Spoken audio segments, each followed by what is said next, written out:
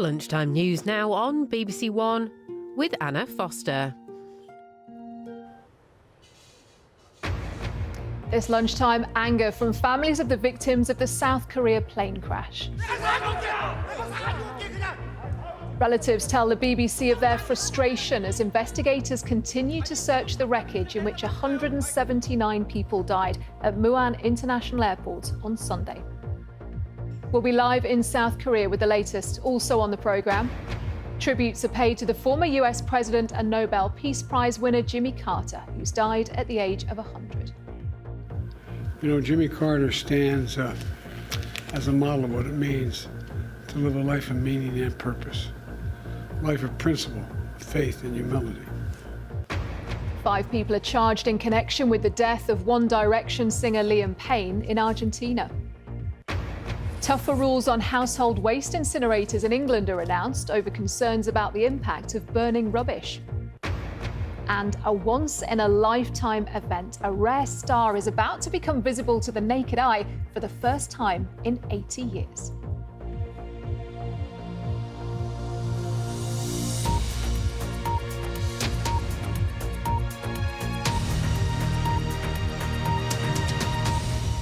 Good afternoon and welcome to the programme. The families of nearly 180 people killed in a plane crash in South Korea have vented their anger at officials and called for more support from the country's government. It comes a day after the Jeju airplane crashed after landing at Muan International Airport, killing all but 2 of the passengers and crew. Some reports say the pilot told air traffic control that the aircraft had suffered a bird strike, but investigations into the cause of the accident are continuing. Our Seoul correspondent, Jean McKenzie, is at the scene. And Jean, you've seen that frustration from some of the victims' families. Yes, Anna, we're at the terminal building right now, and this really, over the past couple of days, this has become home to the bereaved families. They're actually sleeping in these pop-up yellow tents, which you should be able to see just behind me. They are having all their meals provided by volunteers and government workers. They do not want to leave this building because they are still waiting for the bodies of their loved ones to be released. Some of them, their relatives haven't even been identified yet. Some of them are having to give DNA samples here to try and help with that process because this is a complex recovery operation. It's taking time. You know, this was a catastrophic crash. And the people here, they're desperate for answers. And the answers just aren't there yet. The investigators are looking at what caused this crash, but it could be months and months until we really understand this. And I've spent quite a lot of time here in this terminal building over the last couple of days, and the mood has really shifted. So yesterday, people were just exhausted. They were still in shock, of course, but today, things have shifted. Today, people are angry. The bereaved are at breaking point. These outbursts happen every few minutes. A day on from the crash, they're still at the airport, waiting to be reunited with their loved ones' bodies. Why have only 5 bodies been released? This woman yells. You're useless.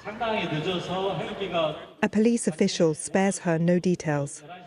They're too badly damaged, he says. Forensic teams are still piecing them together.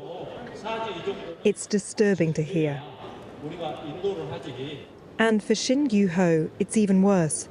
His 2 teenage grandsons haven't even been identified. Their father took them to make happy memories.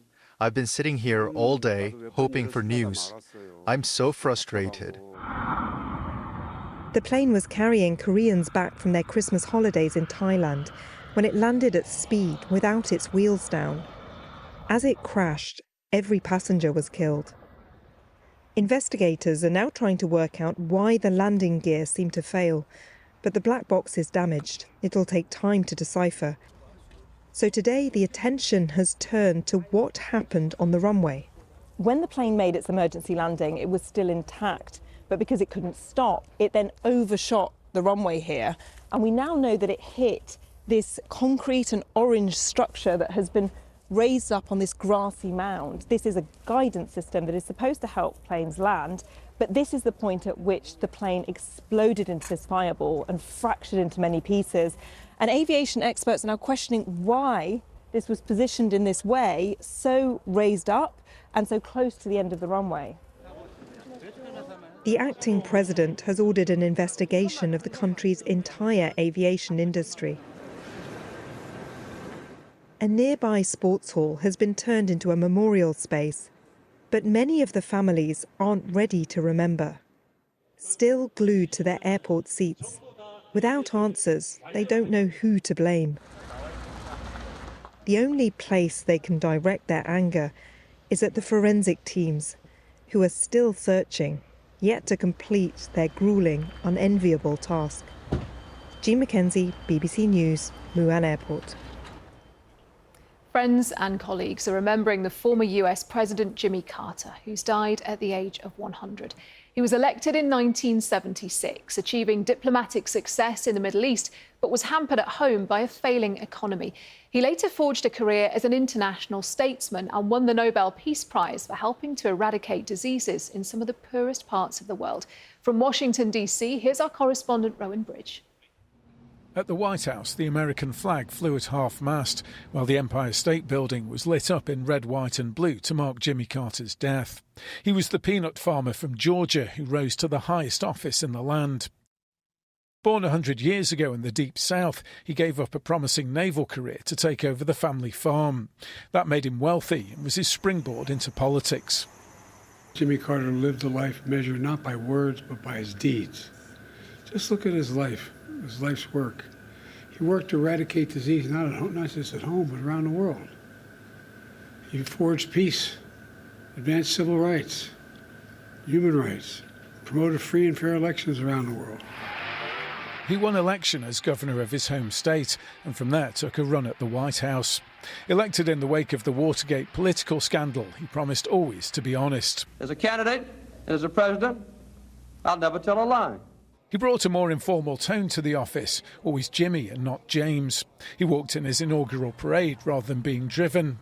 In office, arguably his greatest success came in foreign policy. So let us now lay aside war.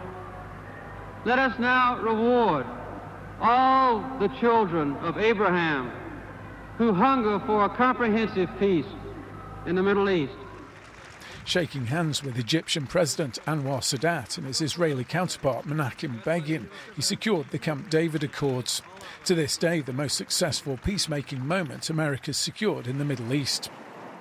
But his time in office was marred by rising inflation and an oil crisis which saw long lines at the pumps. His problems were compounded when 52 Americans were taken hostage following the Iranian Revolution. A crisis became a disaster when 8 servicemen were killed in a botched rescue attempt. Punished by the electorate, he was crushed in the 1980 election by Ronald Reagan. Well, I feel like you're so far away from After leaving office, he set up the Carter Center, working on issues of democracy and improving the lives of ordinary people at home and abroad.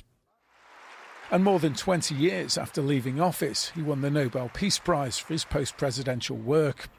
Last year, he began receiving hospice care after suffering health issues, including an aggressive form of skin cancer. His children paid tribute to his work as a humanitarian.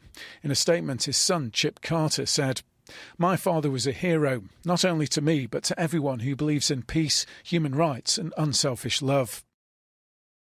Peanut farmer, president, humanitarian, Jimmy Carter led a long life dedicated to public service. He showed it was possible to have influence even after leaving the White House, and he left a legacy which outlives him.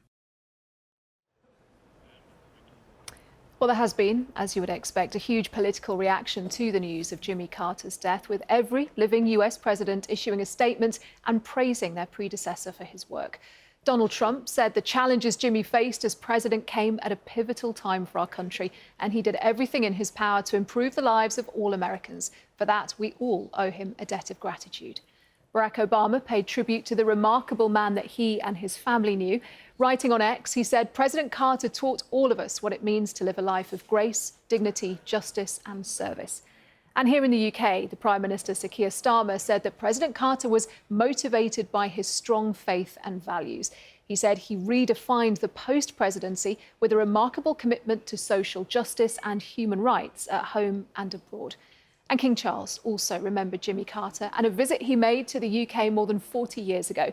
He said he was a committed public servant and devoted his life to promoting peace and human rights. And for more on Jimmy Carter's life and legacy and his rise to the presidency, there's a special episode of Americast presented by Justin Webb on BBC Sounds now. Doctors say a new law that requires an independent review of every death in England and Wales is causing long delays for some families trying to arrange funerals. The measures are designed to provide better safeguards against medical negligence. The Department of Health and Social Care said it was closely monitoring the implementation of the changes. Lawyers representing Dominic Pellico, who was convicted of drugging his wife and allowing more than 50 men to rape her, say he will not appeal against the verdict. He was sentenced to 20 years in jail earlier this month after France's largest ever rape trial. Giselle Pellico, who's now aged 72, waived her anonymity to speak publicly about her ordeal. Some of the other men convicted have said they will appeal. And there's a fresh warning to smokers about the damage cigarettes cause to our health after new research showed the impact that a single cigarette can have on life expectancy. The study estimated men lose 17 minutes of life for every cigarette they smoke, and a woman's life is shortened by 22 minutes, which is more than previously thought. 5 people have been charged, 3 of them with manslaughter, over the death of One Direction star Liam Payne in Argentina. Those summoned by a judge to appear in court include the manager of the hotel in Buenos Aires and several employees. The singer died aged 31 after falling from a 3rd-floor balcony in October. Jessica Lane has the latest. Liam Payne's death in October shocked fans around the world. Many gathered to remember him outside the hotel where he'd been staying and fell from a 3rd-floor balcony. Today, the prosecutor in Argentina confirmed 5 people have been charged in connection with his death. Local media say Liam's friend, Roger Norris, and 2 members of staff from the Casa Ser Hotel have been charged with manslaughter and another 2 charged with supplying drugs. It was announced last month that 3 people had been charged, but they weren't named at the time.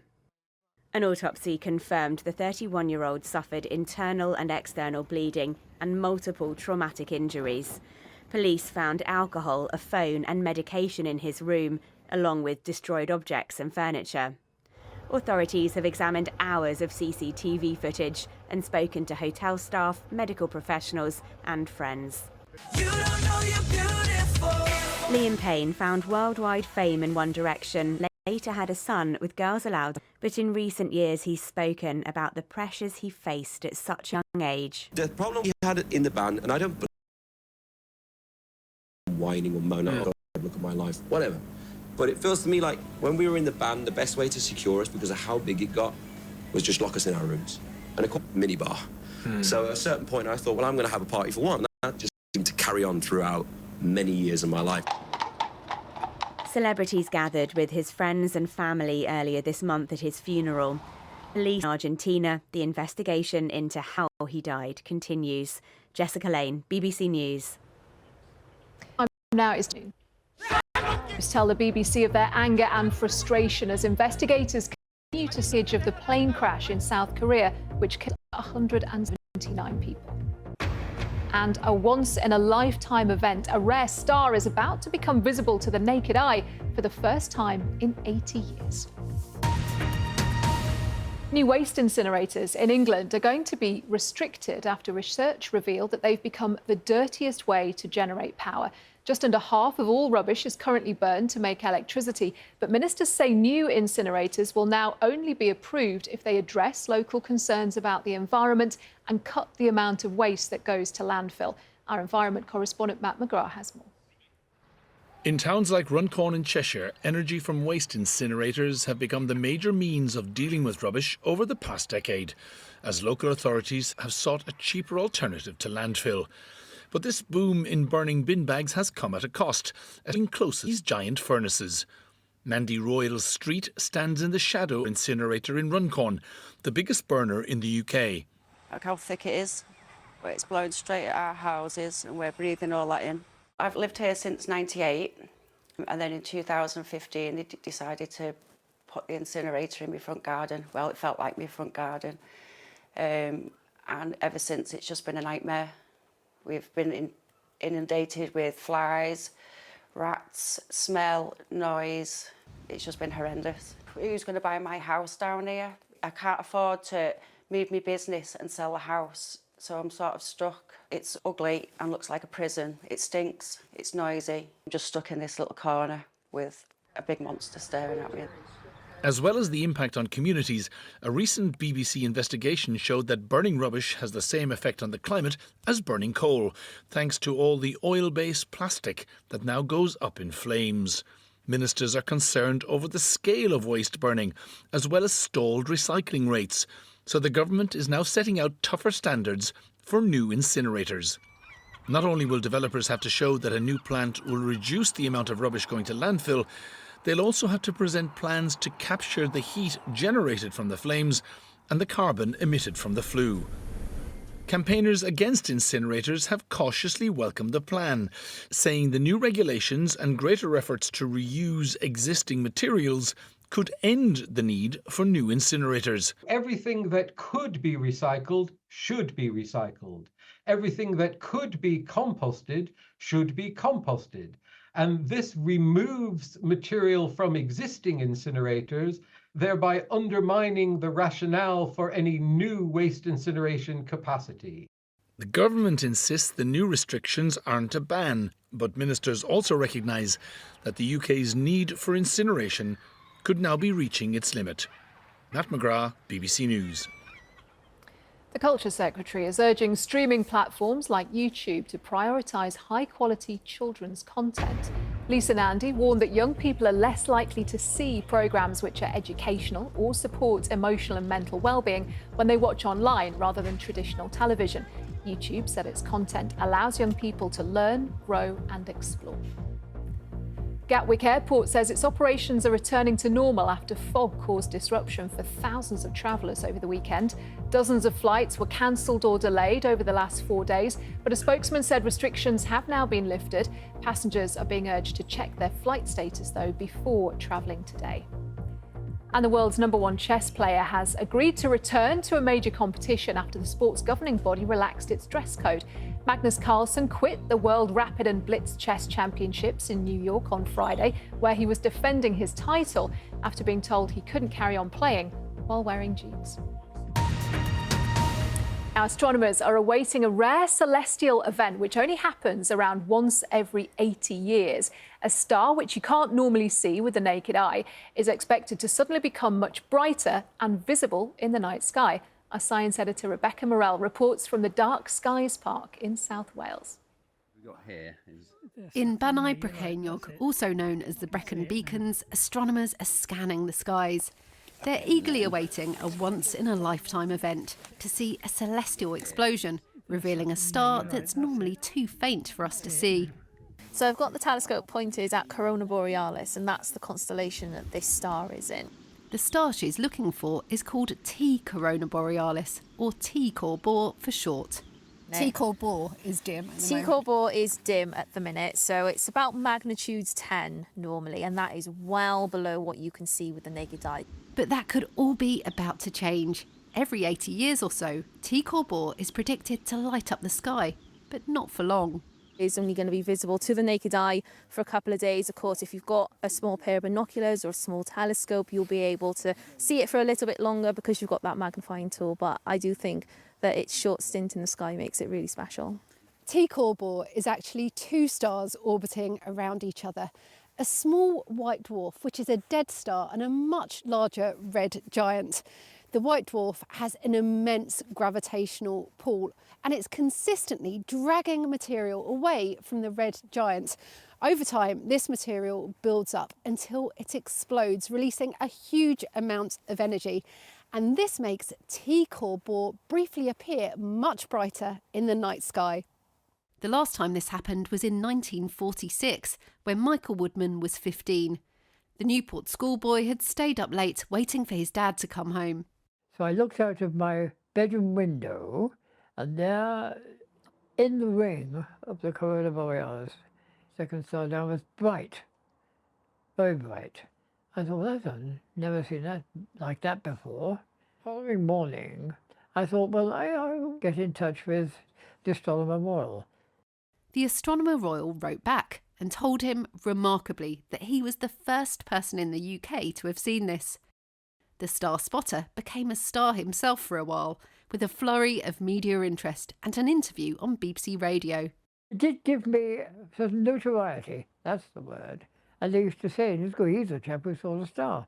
So who do you think that is? Who do you think that is? Michael Woodman's now 94. There are 4 generations of his family. Seeing T-Corps bore again will put him in an exclusive club of just one. We're all looking at the skies again, and not only me, but the whole world, apparently. But if I see it, however many other people have seen it, I will be the only one who's seen it twice. I've got to keep breathing. T corona borealis, which you can't see with the naked eye, is about here. It's going to be noticeable when it erupts. That I think there'll be a bright point. So for stargazers, are there any early signs that T-Corps bore is about to ignite into brightness? It seems that in the past this has dimmed a little bit before it's actually erupted. And there are signs that maybe at the moment it's just dipping a little bit in brightness. So maybe that's a hint that it's getting close to its eruption. There have been a few false alarms that T-Corps bore was ready to erupt. But for now, astronomers will have to keep watching and waiting. The celestial fireworks will be worth it when they finally arrive. Rebecca Morell, BBC News, Banai Brakenyog. Now it's time to join our colleagues for the news where you are.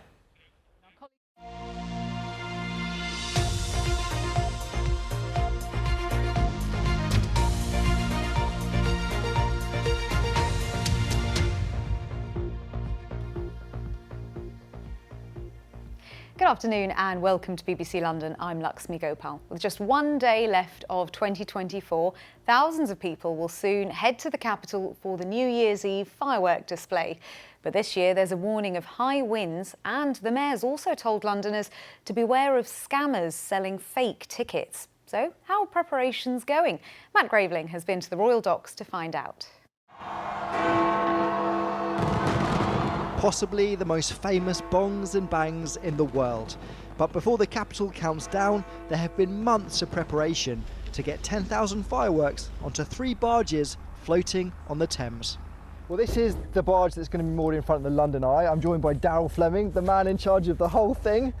Nerves? Yeah, a little bit nervous at the moment, but lots of planning and preparation. What happens if there's bad weather? So rain's not a problem. We can cover everything over as long as we keep it waterproof, then we're fine. The big enemy is the wind. We have to plan for that in the design stage. So we don't have massive big shells that have a high chance of being taken out of a show. So this is the technical side of things, which will physically fire the show for us. Daryl, the countdown's going 3, 2, 1. What's your heart doing at this moment? It's going about 200 beats a minute. It's the worst part for me is because we can't rig the eye until 6 o'clock on the night itself. The most iconic part of the show isn't rigged until literally 6 hours before, and then as soon as that last shell lifts and you hear the applause, it's just euphoria really and relief. Matt Graveling, BBC London. An 18-year-old Londoner convicted of having sex in Dubai with a 17-year-old, also from London, has handed himself in there to begin a 1-year jail sentence, according to a detention charity.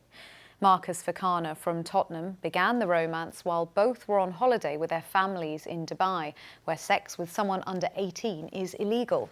The girl's mother reported the relationship to Dubai police on their return home, who then arrested Mr. Fakana at his hotel before releasing him on bail.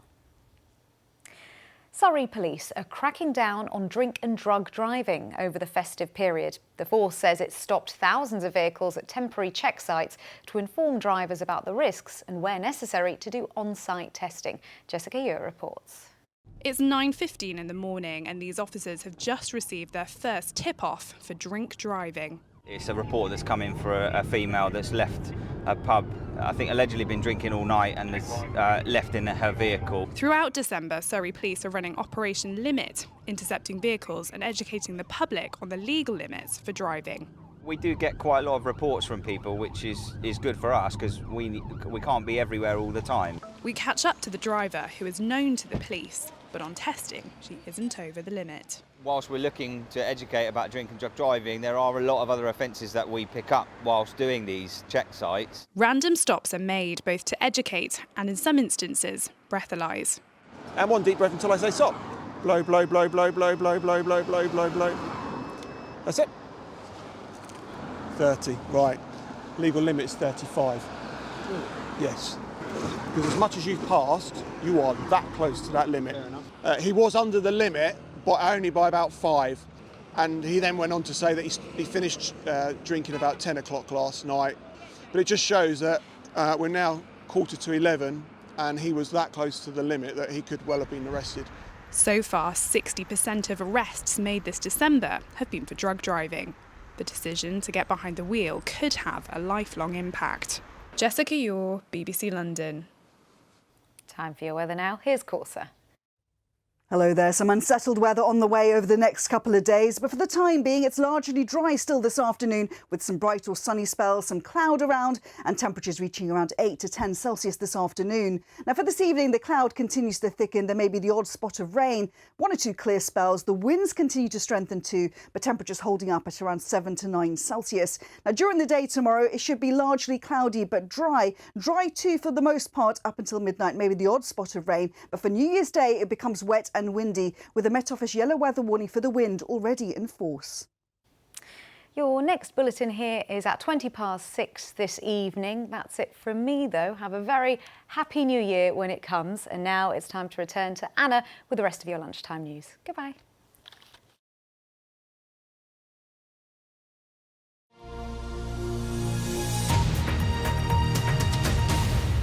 Now, it's time to get your full forecast. And Louise, there is a lot of weather coming our way over the next few days, isn't there? There is a lot of weather, Anna. In fact, Christmas was dominated by cloud and fog, but I'm pleased to show you that we have seen a little bit of sunshine today, a brief lull in proceedings, because if you've been watching the forecast, you'll know we are changing gear to something a little wilder to see in the new year as it's set to turn increasingly wet and windy. So it'll be a period of heavy rain and snow for many of us and strong winds. And once that's cleared through, that's really from January the 2nd onwards, it's turning noticeably colder. And that could be an issue as well. So we've got this conveyor belt of weather fronts moving in from the Atlantic. The first front sitting across Northern Ireland and central Scotland at the moment, with some wintry showers kicking in to the far north of Scotland. Strong gusty winds across Transpennine routes at 60 miles an hour. But further south, that cloud's broken up. We've had glimpses of sunshine, pleasant enough for some. And temperatures generally close to double figures for most of us. The exception is the far north and east. But it's through the evening and overnight that things really start to gather pace and intensity. A spell of very heavy rain moving its way through Northern Ireland and into Scotland in particular. There'll be snow to higher ground. There'll be some relentless rain across the far northeast. So already the Met Office has issued an amber weather warning around the Inverness to Fort William area. There could be some disruption, localised flooding, some travel disruption on a very busy day. That amber weather warning remains in force throughout the day on New Year's Eve. That heavy rain slowly easing away during the day, but then replaced by some pretty frequent sharp showers. So there'll be some wet weather moving its way through northern England and into North Wales. Not looking too bad to the south of that. The wind's increasing, but it will be largely dry. So if you're heading out for the midnight festivities, I suspect the wettest of the weather will be through northern England and North Wales. It will be a windy evening for all of us, but relatively mild with the wind direction coming from the southwest. But as we move into New Year's Day, and that rain continues to move its way steadily south and east across England and Wales. The winds remain a feature here, and as we go through the afternoon, a pretty wet afternoon for many. Behind it, though, a noticeable difference. As the rain sinks south, the wind direction pushes round to a northerly. Some of those showers will turn wintry. It'll be sunny spells and wintry showers here, but a noticeable difference to the feel of the weather kicking in.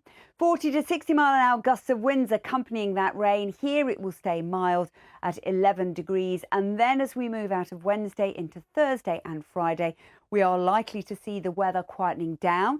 We'll see some sunshine, which we haven't seen much of really over this festive period. But look at the difference. With the wind direction changing round to a northwesterly, it will be noticeably colder, both by day and by night. So then we're going to see a return to some hard frost and even the potential for some freezing fog. Plenty of weather. Keep watching the forecast if you've got plans over the next few days. Anna.